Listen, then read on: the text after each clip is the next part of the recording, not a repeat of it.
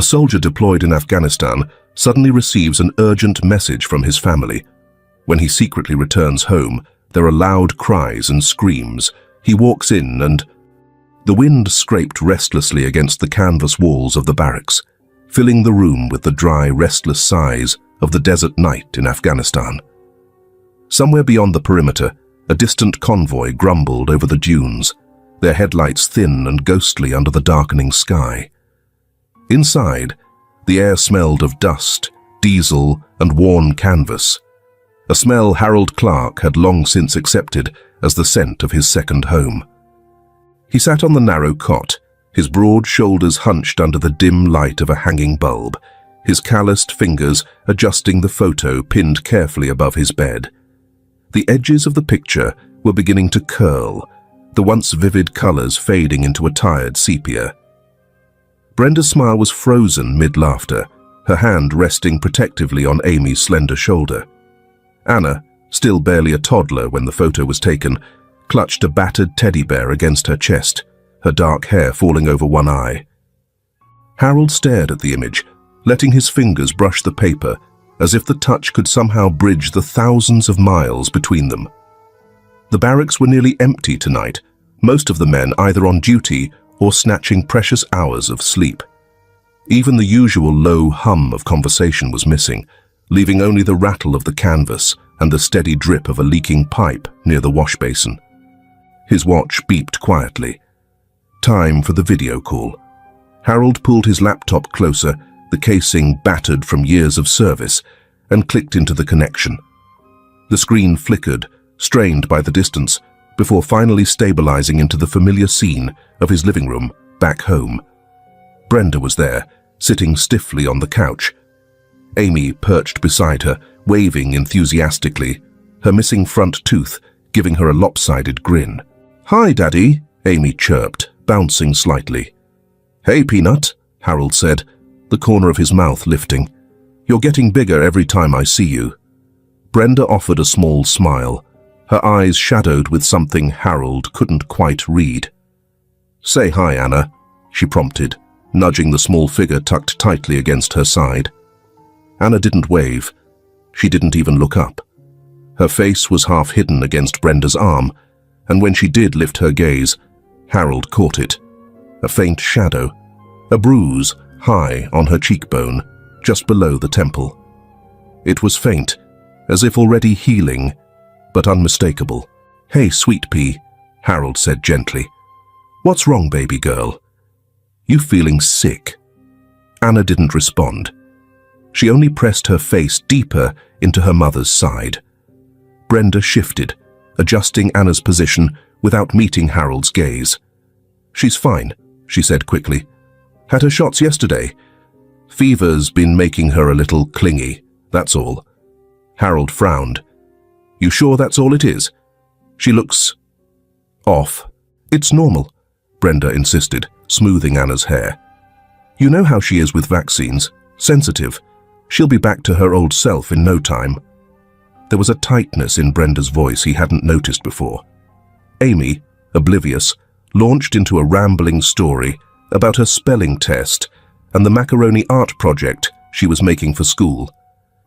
Harold forced himself to focus, nodding and smiling at all the right moments, but his eyes kept drifting back to Anna, who stayed silent throughout the call. After a while, Brenda shifted again, her smile strained. "We should probably let you get some rest, Harold. You've got an early patrol, right?" "Yeah," Harold said slowly. "Early." He watched the screen freeze for a moment. Brenda's face caught mid-blink before the connection dropped into static. The laptop's screen faded to black, leaving Harold staring at his own faint reflection. He sat there for a long moment, the loneliness pressing in heavier than usual, the barracks around him feeling larger, emptier.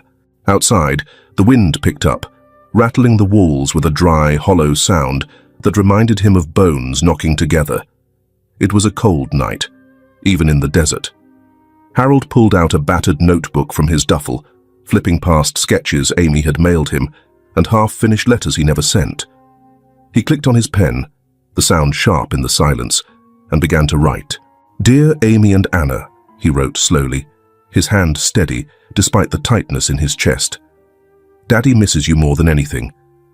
I hope you're being good for Mommy and taking care of each other while I'm away. I'm counting the days until I can come home and take you both out for ice cream, just like we used to do." The words felt mechanical, distant, like he was trying to convince himself as much as he was trying to comfort them. Harold paused, staring down at the half-finished sentence, the pen heavy in his hand. A gust of wind rattled the canvas again, and somewhere the faint smell of smoke drifted through the seams. He closed the notebook without signing it. There were things a father should be able to fix: a scraped knee, a nightmare, a fight between sisters. But staring into that tiny, trembling face tonight, Harold had felt helpless for the first time in a long time. Something wasn't right. He had seen it, felt it, and there was nothing he could do from half a world away. Sighing heavily, he slid into the cot, the springs creaking under his weight. He stared up at the dark canvas ceiling, the fabric bowing slightly in the desert wind, and tried to empty his mind. But the image of Anna's bruised, silent face hovered just behind his closed eyes, refusing to let him go. The late afternoon sun stretched long fingers across the faded hardwood floors, dust swirling lazily in the quiet golden haze. Outside, somewhere beyond the neatly trimmed hedges of their suburban neighborhood, a dog barked and a lawnmower droned, its distant rumble slipping in and out like a tired sigh. Inside the house, the atmosphere was heavier, filled with the clatter of a pan on the stove and the faint, rhythmic sound of a wooden spoon scraping against a pot. Brenda stood in the narrow kitchen, stirring a sauce that had started to stick at the bottom. Her hair, once neatly pinned, had loosened in frazzled strands around her face. The small window above the sink let in a wedge of sunlight, sharp and hot against the tiled counter. In the living room, Amy and Anna played, or at least Amy played. Anna, smaller and quieter, followed her sister's lead as best she could, trailing behind with a battered doll clasped to her chest. The carpet was strewn with crayons, puzzle pieces, and the crumpled remnants of a coloring book page Amy had abandoned halfway through. "Catch it, Anna," Amy called, her voice high and eager. Anna, clutching the doll tightly, looked uncertain. Amy was balancing one of Brenda's porcelain dinner plates on her palms, wobbling as she tried to spin it like a toy. Anna shook her head slightly, her small feet shuffling backward. "Don't be a baby," Amy teased, tilting the plate dangerously as she took a few running steps. The plate flew. It was not graceful. It clipped the arm of the couch, spun awkwardly in the air, and crashed onto the floor with a sharp, splitting crack. A jagged silence fell over the room, broken only by the frantic skittering of the pieces across the hardwood. For a moment, both girls froze. Then, footsteps. Heavy, fast, coming from the kitchen. Brenda appeared in the doorway, her face flushed from the heat of the stove, a thin line of anger already tightening her mouth. "What happened?" she demanded, her voice slicing through the stillness. Amy, without missing a beat, pointed a trembling finger at Anna. "She did it," she said. "Anna knocked it down." Anna, clutching her doll tighter, looked up with wide, bewildered eyes. Her lips parted as if to protest, but no sound came out, only a soft, shuddering breath. Brenda's gaze sharpened. She didn't ask for clarification. She didn't look at the angles, the distances, the trembling in Anna's hands. "You clumsy little thing," Brenda snapped, crossing the room in 2 strides. Anna flinched backward instinctively, but there was nowhere to run. Brenda grabbed her by the arm, not roughly, but not gently either, and with a swift, mechanical motion, delivered 2 sharp spanks to the back of her legs. "No dinner for you tonight if you can't behave," Brenda said through gritted teeth. Anna's doll slipped from her fingers and hit the floor with a soft thud. The sob that escaped from Anna's chest was raw, more confusion than pain, a sound so small it seemed to shrink her body where she stood. She bent down, scooping up her doll, burying her face against it, as though she could hide there. Amy stood off to the side, her arms folded, eyes darting between her mother and her sister.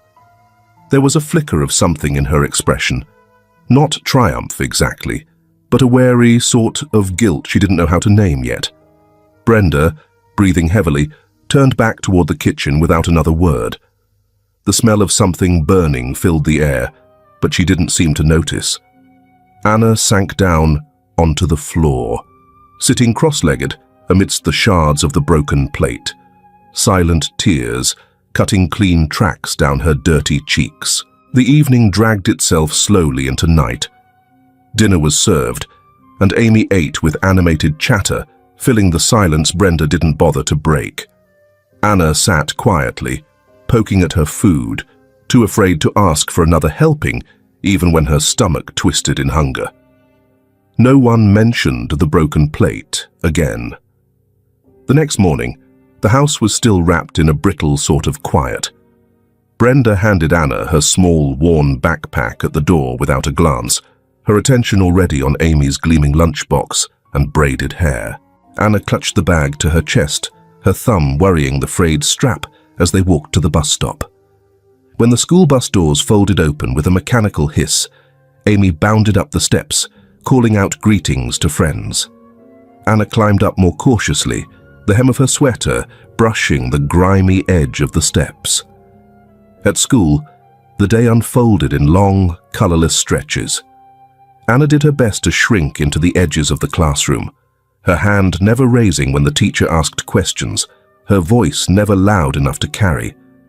It didn't matter. No one really noticed. At recess, she wandered near the swings, where the bigger kids ruled with loud laughter and careless hands. Someone yanked the ribbon from her hair as she passed. Another child, she didn't even know his name, flicked the back of her ear and laughed when she winced. She didn't cry. She didn't run to the teacher. She simply moved to a different corner of the playground, clutching her arms around herself, watching the blur of movement and color from a safe distance. No one missed her. Later that afternoon, the school's main office buzzed with low voices and the occasional shrill ring of the phone. Miss Carver, Anna's homeroom teacher, sat behind her desk, hesitating a moment before lifting the receiver to her ear. She dialed the number listed under Parent Contact for Anna. The line clicked, rang twice, and then Brenda's voice answered, distracted. "Hello? Mrs. Clark? This is Miss Carver, Anna's teacher," the woman said gently. "Do you have a moment?" There was a pause, a rustle of fabric as if Brenda were shifting the phone from one shoulder to the other. "Yeah, sure. What's this about?" Ms. Carver chose her words carefully. "I just wanted to check in. I've noticed that Anna seems a little withdrawn lately. She tends to stay on the fringes during group activities, and today—" She hesitated slightly. "There were a few incidents at recess, some teasing from other children. Nothing too severe, but I thought it best to bring it to your attention." On the other end, Brenda sighed, a soft, impatient sound. "Kids will be kids," she said. "Anna's sensitive. Always has been." "I understand," Ms. Carver said, her voice still kind. "But sometimes, even minor teasing can build up and affect a child's confidence. It might help if she had some extra support at home, maybe just a little more encouragement." Brenda's tone cooled noticeably. "Look, I appreciate your concern, but Anna's fine. She's not made of glass. She'll toughen up." Miss Carver pressed her lips together for a moment, then said quietly, "All right, Mrs. Clark. Thank you for your time." The call ended with a curt goodbye.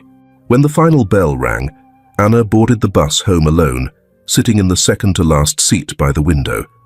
She pressed her forehead against the glass, watching the world slip by in smudged colors, her small breath fogging tiny circles on the pane.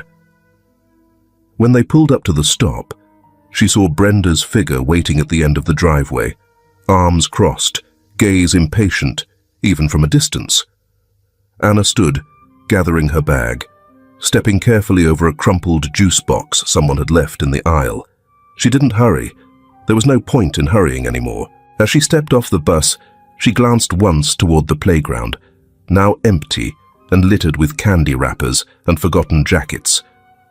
A single swing moved in the wind, creaking softly in the cool air. The house loomed ahead of her like a silent warning. Anna tightened her grip on her backpack and walked slowly toward it, each step heavier than the last, the weight of the day pressing down harder on her small shoulders. The evening deepened slowly, the sunlight draining from the sky until only a dusky blue smudged the windows. In the kitchen, the heavy scent of melting cheese clung stubbornly to the air, thick and almost suffocating. Brenda moved with unusual lightness as she stirred the pot of spaghetti. Her lips curved into something close to a smile, a rare sight these days. "Your favorite," she said brightly, glancing over her shoulder where Amy was setting the table with an exaggerated flourish. "You earned it, sweetie. Straight A's deserve something special." Amy giggled, twirling once in the middle of the kitchen before plunking herself into her chair. Anna followed behind her, quieter, smaller somehow, as if she was trying to occupy as little space as possible. Brenda placed the steaming dish in the center of the table with a small flourish. The noodles glistened under a thick layer of cheese, the smell sharp and heavy. "Dig in," Brenda said cheerfully, handing a heaping plate to Amy, who wasted no time twirling the spaghetti around her fork, lifting a mountain of cheese-drenched pasta to her mouth. Anna stared at her own plate. She didn't touch it. Brenda noticed almost immediately. "What's wrong now?" Anna shifted in her seat, clutching the hem of her sweater. Her voice, when it came, was barely above a whisper. I can't. It makes me sick." Brenda's smile evaporated. Her jaw tightened. "That's all there is," she said, her voice flat. "If you don't eat, you go hungry." Anna glanced down again at the plate, the smell making her stomach twist. She knew what happened when she ate cheese. She also knew what happened when she refused. Her small hand trembled as she picked up her fork. Across the table, Amy chattered on about her school project, oblivious or pretending to be. Brenda nodded absently, her eyes sharp on Anna, as if daring her to refuse. The first bite slid reluctantly down Anna's throat, the greasy warmth clinging to her tongue. Her stomach recoiled almost immediately, but she forced herself to chew, to swallow, to smile weakly when Brenda looked her way. She ate 3 more bites before she couldn't force herself anymore. She set her fork down, her hands slick with sweat. No one noticed. No one cared. The hours dragged by. Amy finished her meal, bouncing from the table with a pleased little hum. Brenda gathered the plates without comment, her movements brisk and efficient. Anna slipped from her chair and curled up on the couch, her head tucked into the corner, her arms wrapped tight around her knees. The first wave of nausea hit before the dishes were even dry. She tried to be quiet about it, tried not to whimper when her skin broke out in burning, itchy patches, or when her throat began to close slowly, as if an invisible hand was wrapping itself around her neck. Brenda sat on the recliner, scrolling through her phone, her face lit in the ghostly glow of the screen. "Mommy," Anna whispered hoarsely. "Mommy, it hurts." Brenda didn't look up. "You're fine if you go to bed now." Anna slid off the couch, her knees buckling slightly, and made her way toward the stairs. Every step felt heavier than the last, her breath coming in shallow, wheezing gasps. By the time she reached the landing, her legs gave out completely, and she crumpled to the floor with a soft, broken sound. It was Amy who found her. "Mom!" Amy's voice cut through the air, high and sharp. "Mom, something's wrong with Anna." Brenda sighed heavily, as if she were being asked to move mountains. She rose slowly, irritation etched into every line of her body. But when she saw Anna's small form sprawled out on the carpet, saw the violent red rash blooming across her arms and neck, her expression finally shifted, not to panic, not to fear, but to cold calculation. A minute later, the car roared down the quiet street, Anna bundled in the back seat, her head lolling weakly against the window. The town blurred past, darkened storefronts, blinking traffic lights, the occasional figure hunched against the night. At the hospital, the emergency lights buzzed overhead, throwing long, tired shadows across the cracked pavement. Brenda pulled Anna from the car without tenderness, carrying her into the fluorescent-lit waiting room where tired parents and sick children slumped in battered chairs. She did not cradle Anna. She did not speak soft reassurances into her hair. She only walked steadily forward, her arms locked stiffly around the limp weight of her daughter, as if she were carrying a heavy package she could not wait to set down. The automatic doors hissed shut behind them. Inside, under the indifferent hum of the hospital lights, Anna disappeared into the hands of strangers. The morning light was weak, struggling to push through the heavy clouds that sagged low over the rooftops. The streets glistened from a night of light rain, and a few lonely puddles clung stubbornly to the edges of the sidewalk. A battered newspaper fluttered along the curb, caught and released by the listless breeze. Inside the Clark house, the air was busy and thin, charged with the restless excitement that belonged only to Amy. She raced from room to room, her laughter high and insistent, while Brenda gathered bags by the door with an air of efficient detachment. "Hurry up, Amy," Brenda called over her shoulder. "We don't want to be late for the park." Anna stood quietly near the staircase, her hands twisted into the hem of her shirt. Her shoes were already on, her little backpack slung over one shoulder. She didn't ask where they were going. She didn't ask if she was coming. Brenda noticed her finally, turning with a sigh. "You're going to Mrs. Teresa's today," she said, brushing Anna's hair back roughly from her forehead. "We'll be back later." Anna nodded once, small and obedient. Brenda knelt, not with affection, but to zip up Anna's jacket. Her hands were brisk, businesslike. "Be good, Anna. Don't cause trouble."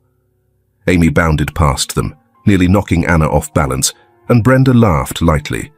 She opened the door, the cold air rushing in, and steered Anna down the walkway toward the modest house next door. Mrs. Teresa was already waiting on the porch, her wide figure wrapped in a heavy sweater, a book balanced, forgotten on her knee. "Morning, Brenda," Teresa said, her voice gravelly but kind. "And you two little ladies." "Good morning, Mrs. Teresa," Amy chirped, beaming. Brenda smiled tightly. "Thanks for watching Anna for me," she said. "Amy and I are headed to the amusement park. Just the two of us today." Teresa's eyes shifted to Anna, who stood half hidden behind her mother's leg, staring down at her shoes. "Why not take Anna along?" Teresa asked gently, crouching slightly to Anna's height. "She might enjoy the rides too." Brenda straightened her shoulders. Her voice was light, casual. "Anna's not good in crowds. She tends to run off, doesn't listen well. Last time we tried something like this, she nearly got herself lost." She laughed softly, a brittle sound. "It's just easier this way." Teresa nodded slowly, but her gaze lingered on Anna's face. She saw the way the little girl flinched at the sound of her mother's voice, how her small body seemed to fold inward on itself, as if trying to disappear. "Well, we'll have our own fun, won't we, sweet pea?" Teresa said, extending her hand. Anna hesitated, then slipped her fingers into Teresa's palm. Brenda barely waited. "Be good," she called over her shoulder, already striding back to the car where Amy was waiting. The engine coughed to life, and then they were gone, a cloud of dust rising briefly in their wake. Teresa squeezed Anna's hand gently. "Come on inside, darling," she said. "Let's find something nice to do."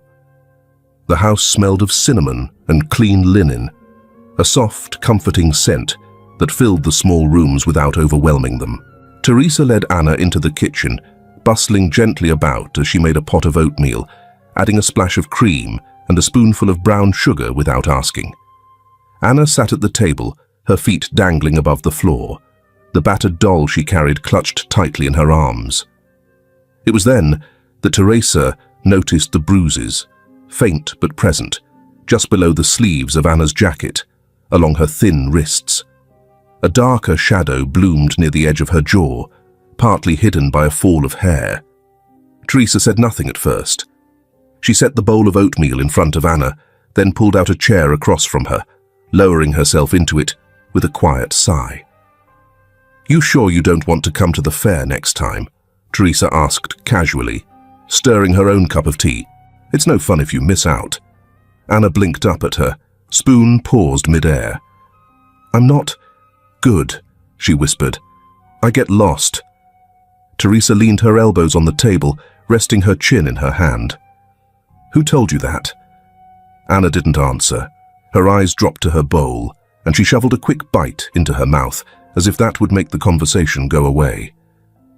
Teresa let the silence stretch a little, filling it not with pressure, but with warmth, with patience. After a moment, Anna spoke again, voice so soft, Teresa had to lean forward to hear. "Mummy says, it's better if I stay," Anna said, "so Amy can have fun." Teresa felt something tighten sharply in her chest. "Have anything else?" "Difficult things," Teresa continued. "My tummy hurts, sometimes," Anna said quietly, without looking up. Teresa's hands stilled on the yarn. "Does it now?" she said, keeping her voice light. Anna nodded. "Sometimes. Mummy says it's 'cause I'm picky."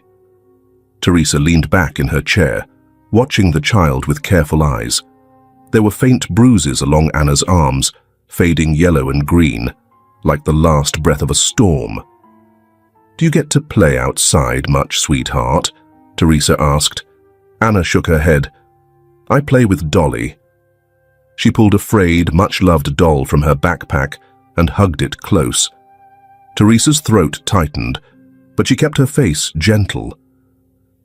"Dolly's a good friend, I reckon." Anna nodded solemnly.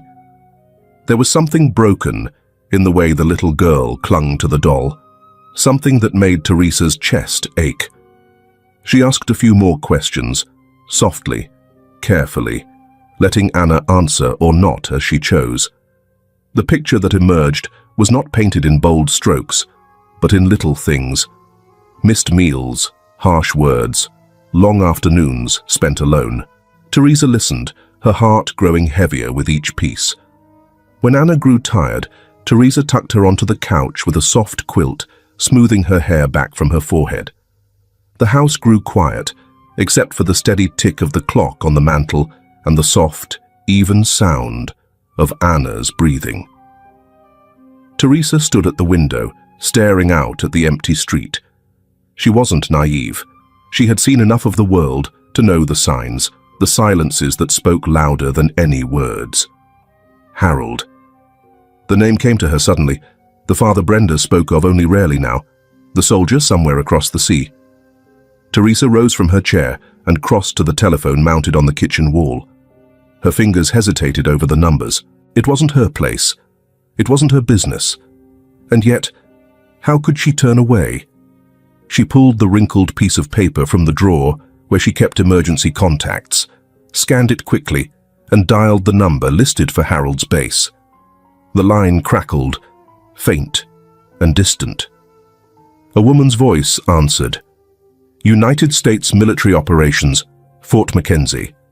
"This is Teresa Miller," she said, her voice steady but urgent. "I need to get a message to Sergeant Harold Clark. It's about his family. It's urgent." There was a pause, a click of keys. "What's the message?" the woman asked. Teresa looked over her shoulder at Anna, who sat small and silent on the worn armchair, her eyes fixed on the floor. "Just tell him," Teresa said, her voice breaking slightly. "Urgent family matter." Please respond. The woman repeated the words back to her, clipped and professional, and then the call was over. Teresa hung up the phone with a hand that trembled slightly. The midday sun burned mercilessly over the Afghan desert, bleaching the rocky hills into ghostly shapes that shimmered against the horizon. A brittle wind scraped fine sand across the tarmac, whispering along the edges of the barracks like restless voices. Sergeant Harold Clark wiped the sweat from his brow as he jogged off the drill field, boots kicking up dust. His body was moving on muscle memory, the day's training exercises a blur of commands and formation changes. But his mind was elsewhere, stubbornly pulled toward the weight lodged deep in his gut since he had woken. He barely had time to unsling his pack before one of the comm officers waved him over. "Clark," the young man called, holding up a note scribbled hastily on a scrap of lined paper. "You've got a message. Civilian." Harold took it, frowning as he read the cramped handwriting. "Urgent family matter. Please respond. No sender name, no details. Just those few clipped words, like a pebble dropped into the vast silence between him and home. A chill prickled the back of his neck, despite the searing heat. Without hesitation, he crossed to the communications tent, asked to be patched through to the number attached to the message. The satellite line crackled once, twice, and then connected. "Hello?" a familiar voice answered, rough with age, but steady. "Mrs. Teresa," Harold said, tension crackling under his skin. "It's Harold Clark." There was a beat of silence, then a heavy sigh. "Thank God," Teresa said. "I was afraid they wouldn't find you." Harold felt his stomach tighten. "What's going on?" Teresa hesitated for a moment, as if weighing every word. "It's Anna," she said finally. "It's... Brenda's leaving her with me, often. Says it's easier if Anna doesn't go with them. Says Anna gets lost or causes trouble." Harold closed his eyes briefly, the words scraping raw against his heart. Teresa pressed on, her voice low but firm. "Harold, I've seen bruises on her. I've seen how she flinches when someone raises their voice. She doesn't smile. She barely speaks unless you coax her." Harold gripped the edge of the table, knuckles whitening. "Anna's not just lonely, Harold," Teresa said. "She's scared. She's fading, like no one sees her."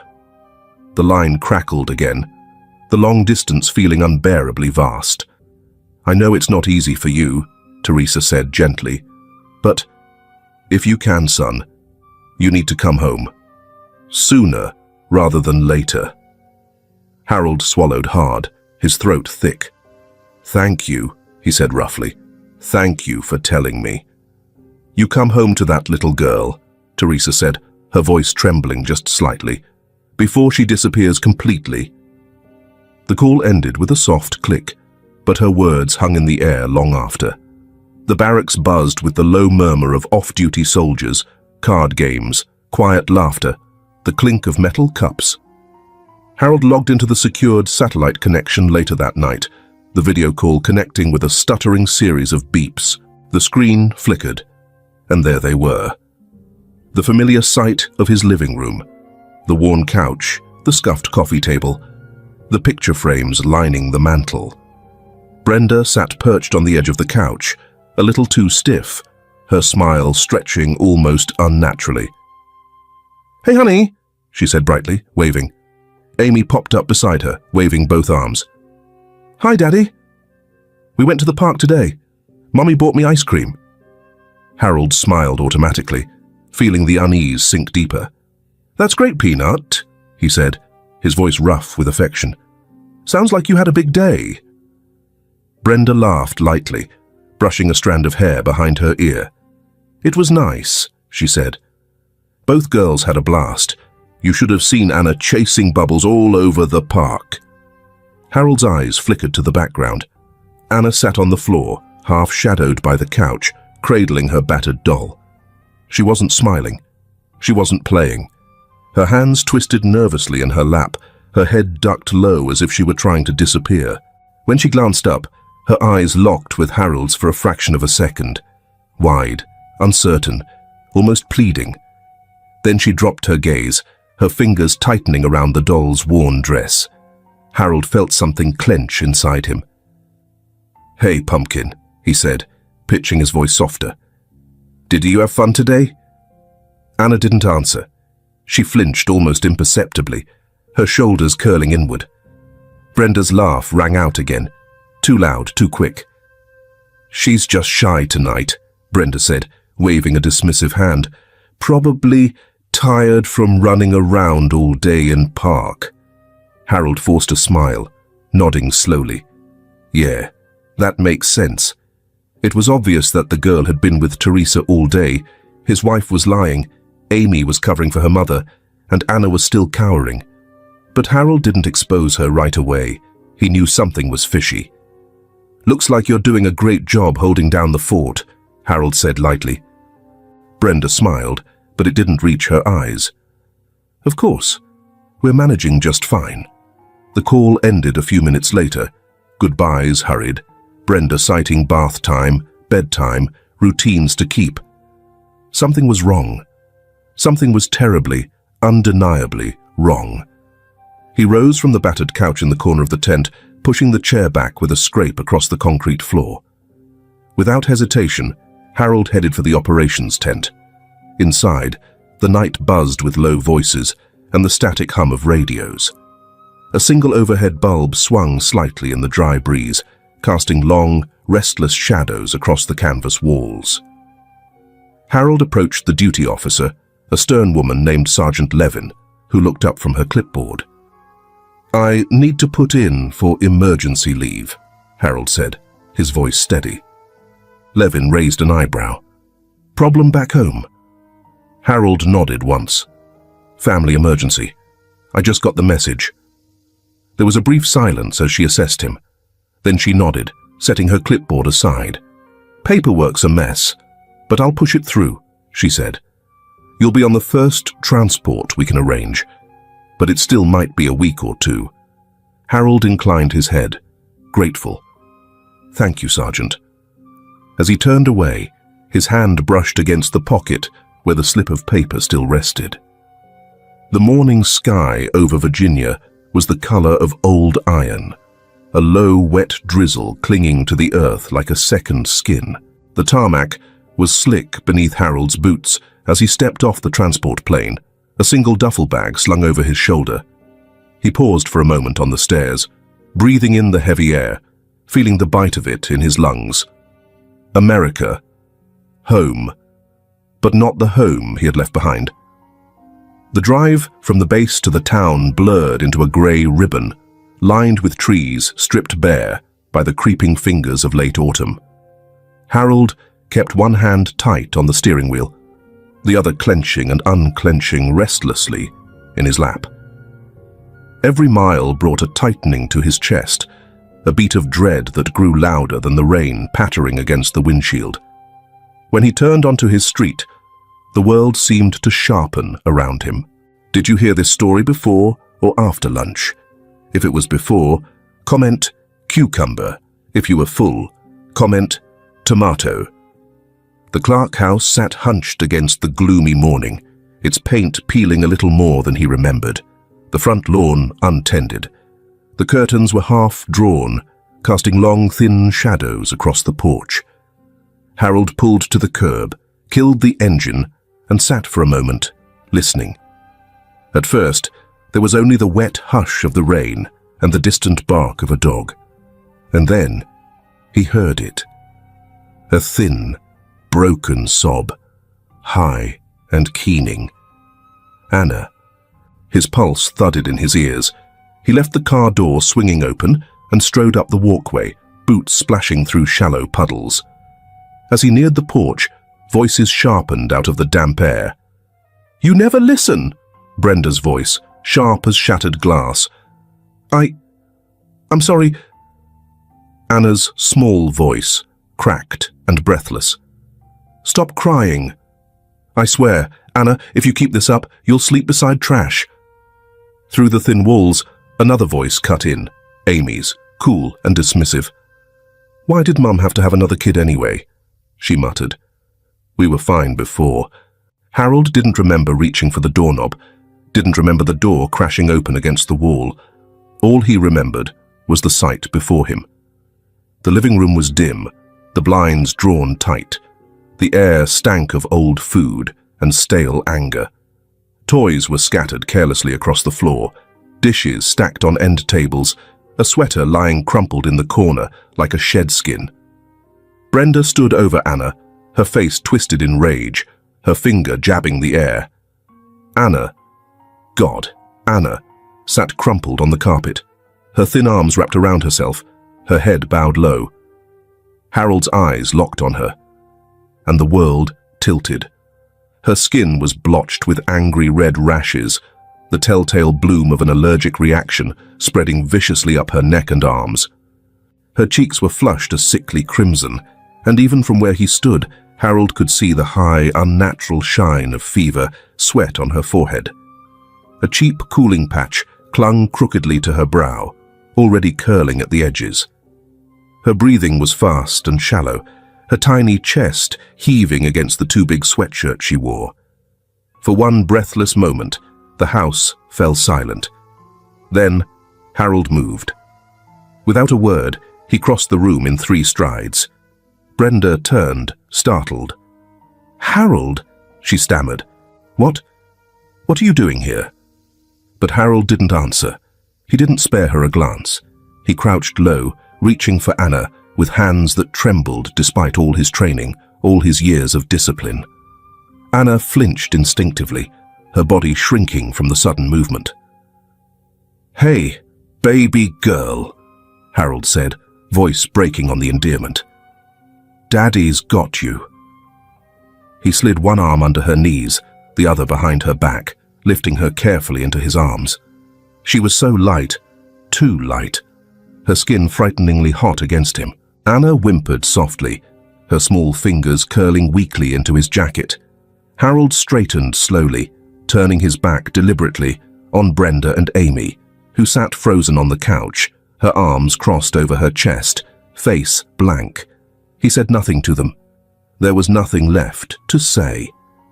Outside, the rain had thickened into a steady sheet, washing the grime from the gutters and soaking Harold's hair as he carried Anna to the car. The engine roared to life, headlights slicing through the grey gloom.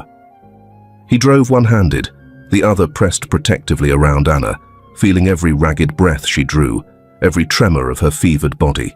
The hospital wasn't far, but every second dragged like a stone around his neck. Inside the emergency room, under the indifferent glare of fluorescent lights, nurses swarmed around them, voices brisk and efficient. Someone took Anna from his arms, laying her on a gurney. Someone else started barking questions at him. What happened? How long had she been like this? Allergies? Medications? Harold answered mechanically, his voice hoarse. He stood rooted to the spot as they wheeled Anna away through swinging double doors, the white of her socks the last thing he saw before she disappeared down the hall. For a moment, he simply stood there, fists clenched at his sides, heart hammering painfully against his ribs. He had trusted, and now he had seen. Whatever illusions he had clung to about his family, about Brenda, about the life they had built, they shattered like brittle glass beneath the weight of what had been done to his little girl. The fluorescent lights of the emergency room buzzed faintly overhead, casting a harsh white glow across the linoleum floor. The hospital smelled of antiseptic and worn-out hope.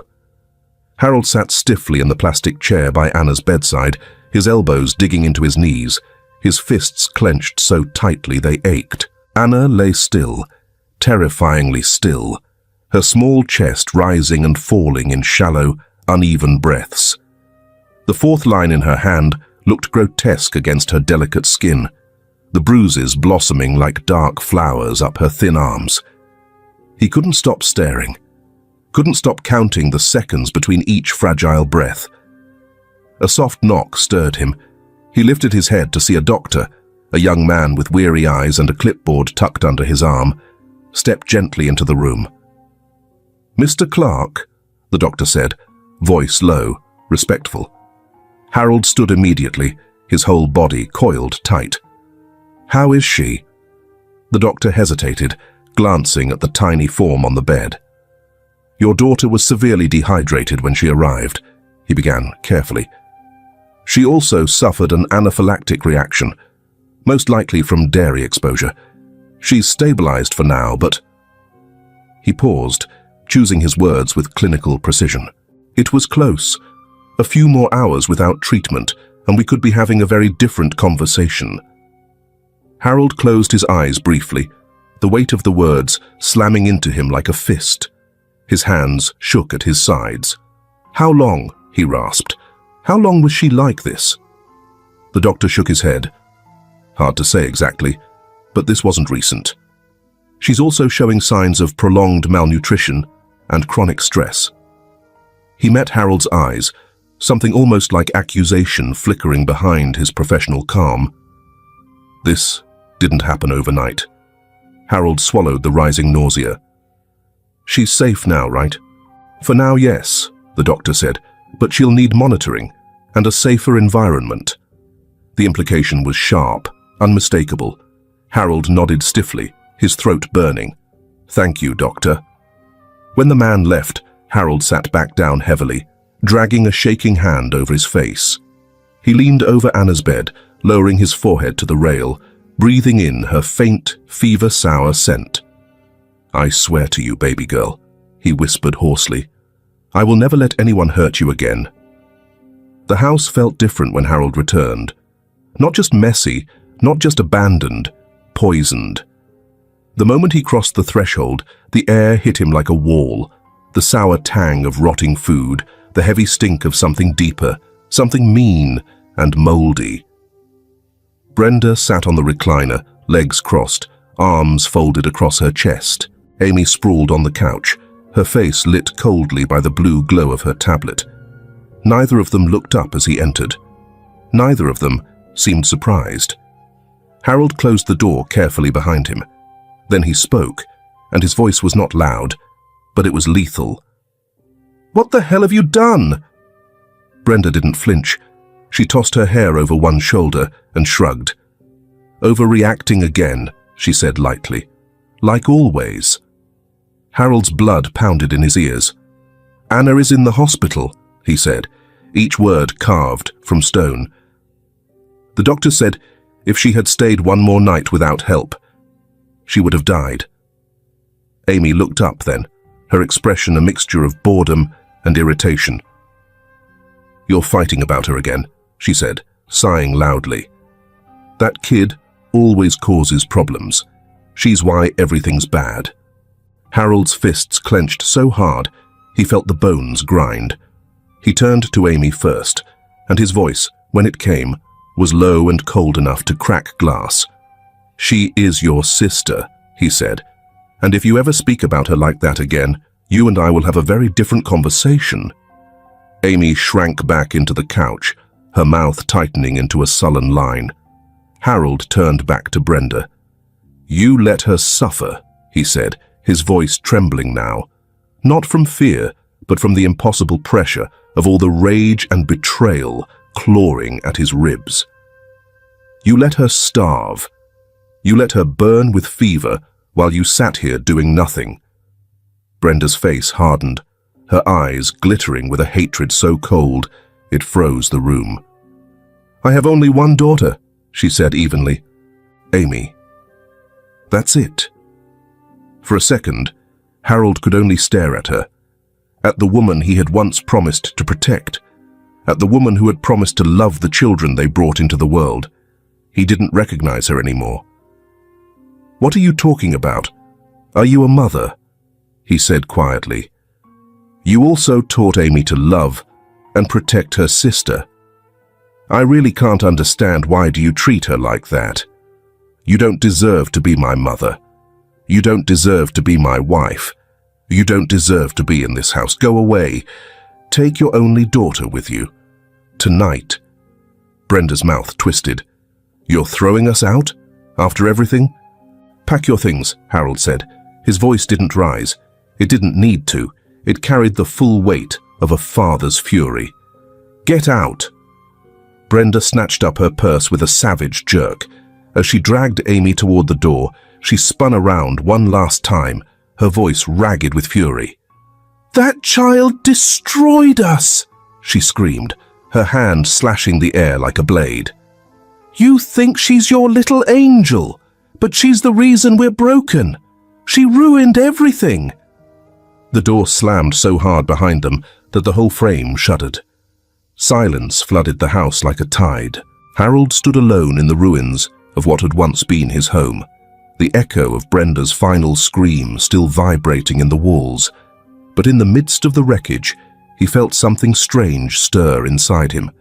Not fear, not regret, but clarity. He knew now where his loyalty belonged, and it wasn't with the woman who had abandoned their child.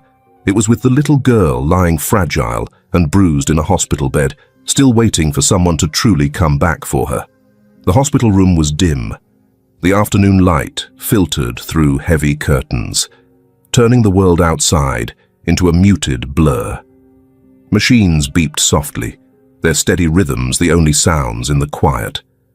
Harold sat in the chair by Anna's bed, his body stiff with exhaustion, but his hand never left hers. He watched the slow flutter of her eyelids, the way her small fingers twitched as if chasing something far away in a dream. And then, at last, Anna stirred. Her lashes lifted, heavy with sleep, and her eyes, those wide, wounded eyes, found Harold's face. "Mummy," she whispered, her voice raw and broken. Harold's heart twisted sharply, a pain deeper than anything he had known. He opened his mouth, but the words caught in his throat. Anna's hand tightened weakly around his. "Where's Mummy? And Amy? I miss them," she asked again, the tremble in her voice threading through the sterile air. Harold swallowed hard. He stroked her hair back gently from her forehead, feeling the slight warmth still clinging to her skin. "They're not here right now, baby," he said quietly. "But Daddy's here. I'm right here." Anna blinked slowly, confusion clouding her face, but she said nothing more. Her tiny body sagged against the mattress, drained by even that small effort. Harold sat back, his heart shattering with the helplessness of it. She missed them. Even after everything, she missed them. And that was what broke him the most. It took Harold less than 2 hours to find them. The town wasn't big, and there were only so many cheap motels on the outskirts where someone would go when they had nowhere else to land. He spotted Brenda's car, a battered Honda, parked unevenly outside a rundown motel with peeling paint and a flickering vacancy sign. Amy sat on the curb, picking at the hem of her jacket, her face pale and closed off. Harold pulled up, killed the engine, and stepped out into the cold air. Amy saw him first. Her mouth tightened, but she didn't move. Brenda emerged from the motel room, a paper cup of coffee clutched in her hands. When she saw Harold, she froze. For a long moment, they simply stared at each other across the cracked asphalt. "You're not supposed to be here," Brenda said finally, her voice flat. "I came because of Anna," Harold said, his voice low but unshakable. "She asked for you." Brenda looked away sharply, her mouth twisting. Harold stepped closer, each word weighted and deliberate. "Even after everything you did, she still loves you," he said. "I don't understand how. I don't understand why. You broke her, Brenda, you left her. And still, that little girl woke up asking for her mother." Brenda's face crumpled then, suddenly, violently, like a dam breaking. She sagged against the doorframe, the coffee cup slipping from her fingers and hitting the ground with a hollow thud. "I never wanted this," she choked. "I never wanted any of it." Harold said nothing. He simply waited, the cold wind tugging at the edges of his jacket. Brenda pressed her fists to her eyes, her shoulders shaking. "It wasn't supposed to happen," she said, her voice breaking into ugly, gasping sobs. "4 years ago, when you were deployed to Hawaii, my boss, Wayne—" She couldn't finish. Harold's stomach dropped out from under him. Brenda dragged in a shuddering breath. "I was working overtime. It was late. He said he'd give me a ride home. I didn't see it coming. I didn't fight hard enough." Her voice cracked open on that last word. Harold closed his eyes, the horror of it slamming into him. "And Anna," Brenda said, her voice barely a whisper. "Anna came from that night." Silence pressed down on them, thick and merciless. "I couldn't tell you," Brenda sobbed. "I couldn't. How could I? You were gone. You were fighting for the country, and I was—" She choked on the words. "I was broken. And when Anna was born, every time I looked at her, I saw him." She wrapped her arms around herself, rocking slightly. "I tried, Harold. God, I tried. But I hated her. I hated her for existing, and I hated myself even more." Harold stood frozen, the weight of her confession crashing into every brittle part of him. He thought of Anna's shy smiles, her timid hands, her desperate, wordless love. None of it was her fault. None of it. And yet, she had borne the punishment every day of her short life. When Harold spoke, his voice was rough but steady. "Anna is innocent," he said. "She didn't ask for any of this. She didn't deserve what you did to her." Brenda nodded miserably, tears streaking her face. "I know," she whispered. "I know." Harold looked at her for a long, long moment. He didn't hate her. He pitied her. But pity would never be enough to erase what she had done. "You should get help," he said quietly, "because if you ever want even the smallest place in her life again, it won't be because she needs you. It'll be because you prove you deserve her." Brenda sagged against the doorway, sliding down until she sat hunched and broken on the cold concrete. Harold hugged her and patted her back. He didn't expect that he had protected his country and people, but to his family, he was just a terrible fool, the grey sky pressing low overhead. Totally miserable. Totally broken. The rain had eased into a soft, misting drizzle by the time Harold returned to the hospital. The city outside blurred into vague shapes and muted lights, a world that felt far away, insignificant compared to the tiny figure waiting for him upstairs. When he stepped back into Anna's room, she was awake. Not fully, not yet bright, but awake. She lay nestled under a light blanket, her head turned toward the window, her small body still fragile, but no longer frighteningly still. She looked up as Harold entered, her lips parting in a slow, drowsy smile. "Daddy," she whispered. Harold crossed the room in 3 long strides, sinking down beside her. "Hey, baby girl," he murmured, brushing a stray curl from her forehead. "Are you feeling a little better?" Anna nodded, her movements slow and sleepy. From the nightstand, Harold picked up the worn storybook Teresa had given her months ago, its spine taped and its cover faded from countless readings. He settled back in the chair, flipping to the first page. "Want me to read to you?" he asked softly. Anna's answer was a tiny, contented sigh. And so he read, his voice low, steady, wrapping her in the safe cocoon of words and warmth. He read until her eyelids drooped, until her breathing evened out again, until the fear and hurt seemed, for a moment, held at bay by the simple magic of being seen, of being loved. When she finally drifted into sleep, Harold stayed for a long time, just watching her, his heart aching with both love and guilt. He hadn't been there when she needed him most, but he was here now, and he would never leave her side again. Later that evening, Harold found Amy sitting stiffly on the waiting room couch, her arms wrapped tightly around her knees, her face pale and wary. He sat beside her, not speaking for a long moment. The silence stretched thin and brittle between them. Finally, he said, his voice gentle but firm, "We need to talk." Amy didn't move. She stared at the scuffed linoleum floor, as if it could save her. "You're old enough to understand," Harold continued. "Family means we protect each other. We lift each other up, not tear each other down." Amy's shoulders trembled slightly, and she buried her face deeper into her knees. "Anna never hurt you," Harold said quietly. "She never deserved the way she was treated.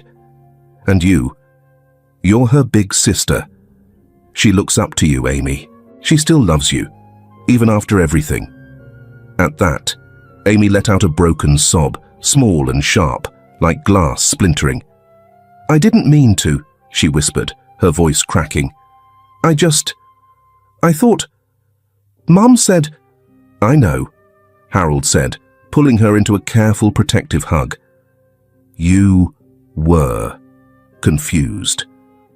But it's not too late to be better. It's never too late to love her the way she deserves." Amy clutched at his jacket, crying harder now, the months of bitterness and fear and guilt pouring out of her in shuddering waves. "I want to see her," she gasped. "I want to tell her I'm sorry." Harold closed his eyes, breathing a quiet, shaking prayer of thanks. "We'll do it together," he promised. The next morning, after making sure Anna was resting safely under the care of the nurses, Harold made another call, a different one. This one was to an old friend, Officer Daniels, who had served with Harold once upon a time before trading fatigues for a badge.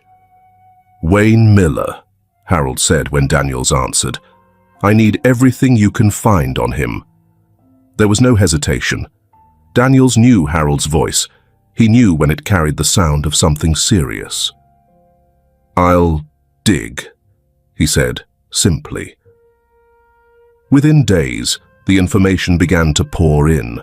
Testimonies from former factory workers, whispers that had been ignored, allegations that had been laughed off, patterns of predatory behavior hidden under small-town politeness. Harold compiled every word, every statement, every trembling accusation into a file thicker than he had expected, and sicker than he had feared.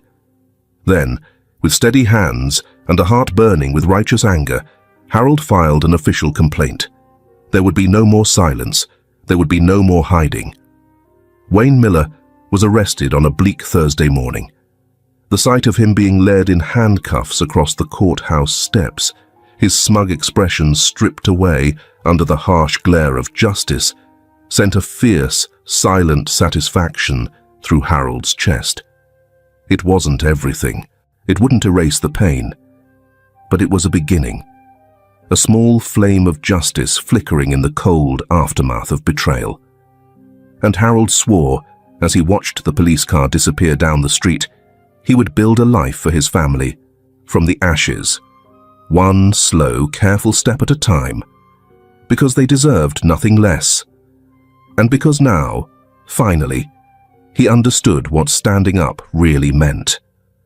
The morning sun flooded the Clark household with a golden light so soft it seemed almost unreal, as if the house itself had been holding its breath for years and was only now remembering how to breathe again. In the living room, laughter echoed, light, bright, healing. Harold leaned against the doorway, watching as Amy and Anna sprawled across the worn rug, a scattering of colored pencils and half-finished drawings between them. Anna was giggling uncontrollably as Amy attempted to draw a cat, but the sketch looked more like a lopsided potato. "You're terrible at this," Anna squeaked, laughing so hard her cheeks flushed pink. Amy grinned sheepishly and threw a pillow at her, earning a delighted shriek. For a long moment, Harold simply watched, his throat tightening. He had once wondered if he would ever see this, the easy joy, the bond of sisters, the fragile trust weaving itself back together, one careful thread at a time. He stepped quietly away, giving them their space, and headed to his desk, where a thick manila folder awaited him. Inside were the finalized documents. His reassignment. No more tours overseas. No more leaving them behind. He was staying. For good. Harold signed the papers with a steady hand, each stroke a vow to his daughters, to himself. He would be the father they deserved. No more running. No more absence disguised as duty. Family came first. Now and always. That evening, after dinner, peanut butter sandwiches and apple slices, simple and perfect, Harold sat beside Anna on the couch, her small body tucked into his side. The fire crackled softly in the hearth, casting long shadows on the walls. He hesitated, then asked, his voice almost too soft to hear, "Anna, do you ever feel angry at Mommy?" Anna looked up at him, her wide brown eyes serious and searching. "No," she said, as if the answer were obvious. "If I hate Mommy, that makes me a bad child." The innocence of it, the aching purity, carved a raw, painful ache into Harold's heart. He swallowed hard, pulling her closer. "No, baby," he whispered. "You never bad like that. You deserve love, safety, and a happiness family." Anna smiled sleepily, resting her head against his chest. And Harold made another silent promise to himself in that moment, as sacred as any battlefield vow. He would never let darkness touch his family again. Not as long as there was breath in his body. The next few weeks passed in slow, careful steps. Harold didn't rush it. He couldn't. Healing, he knew now, wasn't a thing you demanded. It was something you built with patience, with humility, with love. And so, when he drove to the psychological clinic where Brenda was undergoing counseling, he didn't barge in with anger or judgment. He brought coffee, and quiet, and time. At first, Brenda barely looked at him during the visits. She sat curled into herself, her hands twisting nervously in her lap, her eyes rimmed with shadows he hadn't noticed when he was younger and blinder. But Harold stayed. Sometimes he just sat silently in the waiting room. Sometimes he read aloud from the newspaper, his voice low and even. Sometimes he talked about Anna, about Amy, about the little joys of their days. And slowly, achingly slowly, Brenda began to talk back. One afternoon, as the sun melted into a soft peach behind the windows, Brenda looked at him fully for the first time. "I don't deserve it," she said hoarsely. "Any of it." Harold leaned forward, resting his arms on his knees. "I loved you," he said, his voice thick. "I still love the part of you that's hurting. That part that got lost along the way." Tears slid silently down Brenda's cheeks. "I was so scared," she whispered. "I didn't know how to survive it. How to survive myself." Harold nodded, his own throat burning. "I'm sorry," he said simply, "for not seeing you were drowning, for not being here when you needed me." Brenda covered her face with her hands, sobbing quietly, and Harold sat with her, not as a husband demanding forgiveness, but as a man who finally understood how deep wounds could run. There were no dramatic declarations, no sudden mending of broken things, just two people sitting in the wreckage, trying to find their way back to something like peace. Back home, as night settled over the house like a soft quilt, Harold tucked Anna and Amy into bed, kissed their foreheads, and turned off the light. In the quiet darkness, he stood for a long moment, listening to their even breathing. Outside, the stars blinked faintly behind thin clouds. Healing would come, slowly, tenderly, imperfectly. But it would come, and this time, Harold Clark would be there to see it through, all the way home.